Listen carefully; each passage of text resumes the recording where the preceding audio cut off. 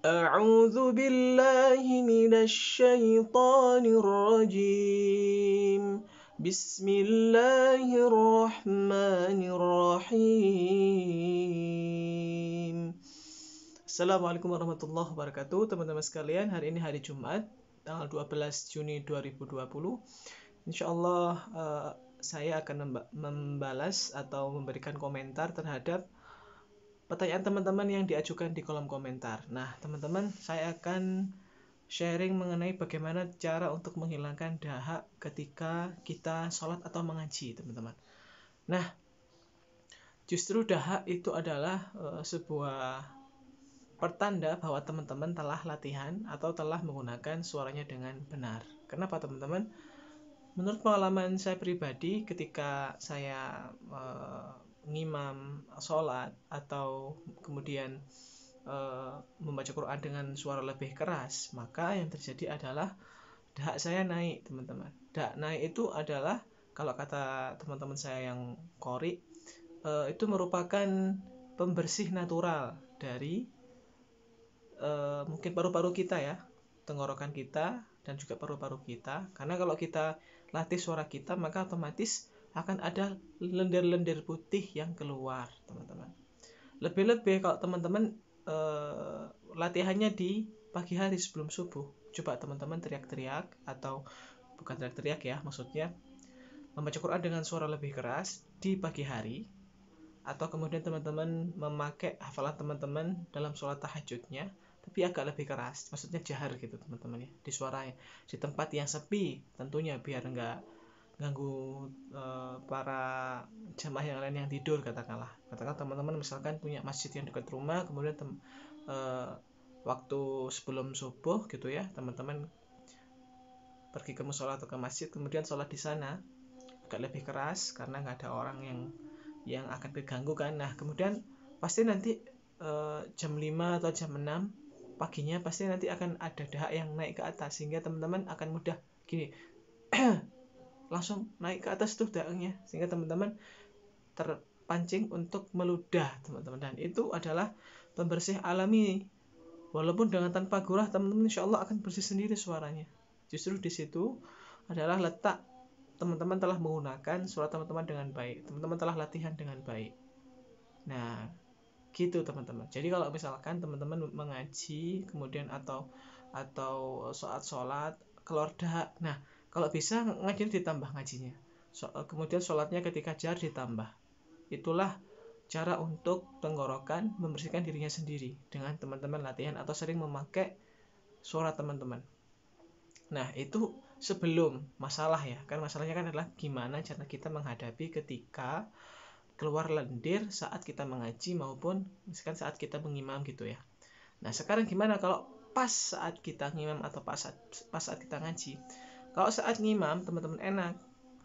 Kalau dahaknya itu tiba-tiba naik, teman-teman gini aja. Misalkan Allahu Akbar, Bismillahirrahmanirrahim. Tiba-tiba ada yang naik nih, gini aja.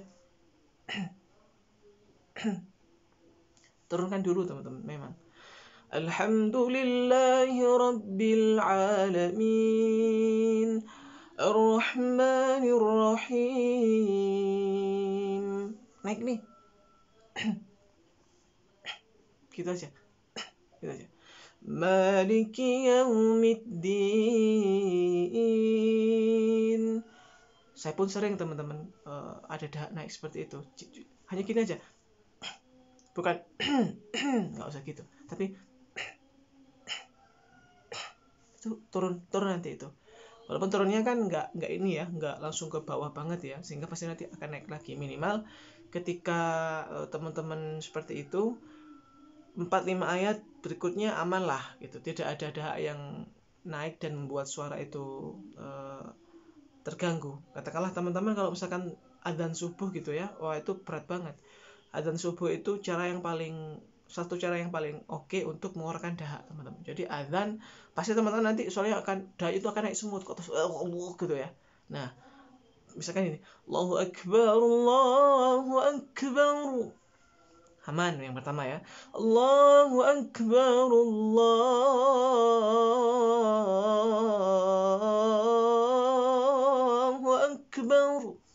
katakanlah ya. Nah, asyhadu alla ini udah mulai kerisik-kerisik nih di sini nih, ada mulai dahak nih. Asyhadu an la ilaha illallah. Misalkan ya, langsung udah asyhadu an la ilaha illallah.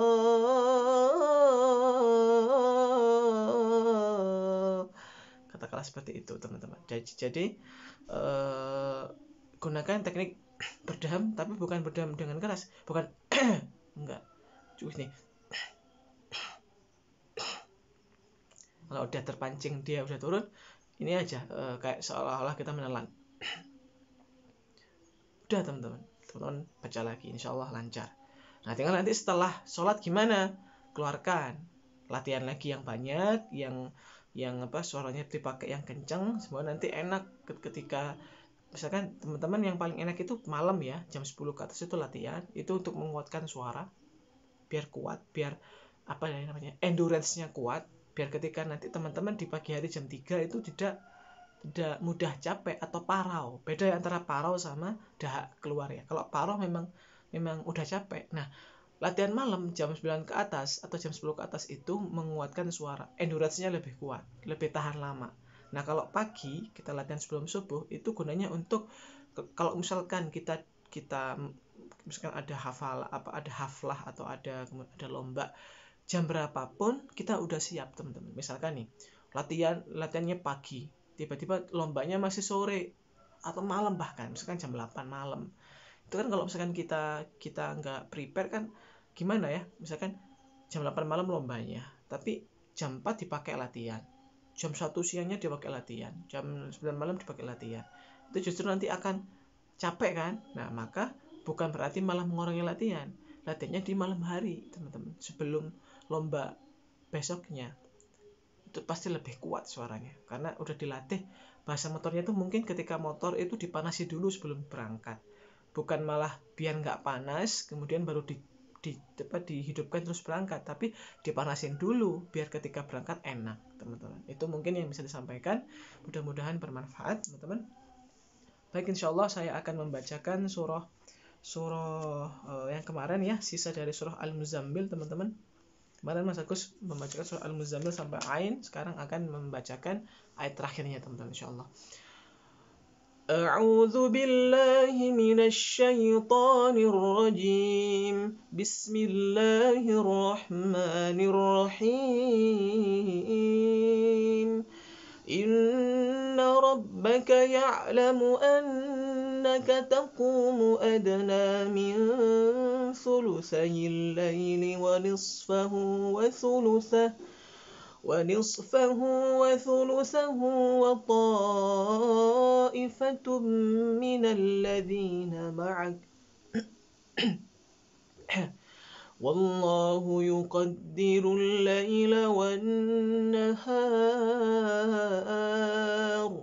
علم أن لن تحصوه فتاب عليكم فاقرؤوا ما تيسر من القرآن علم أن سيكون منكم مرضى وآخرون يضربون في الأرض يبتغون من فضل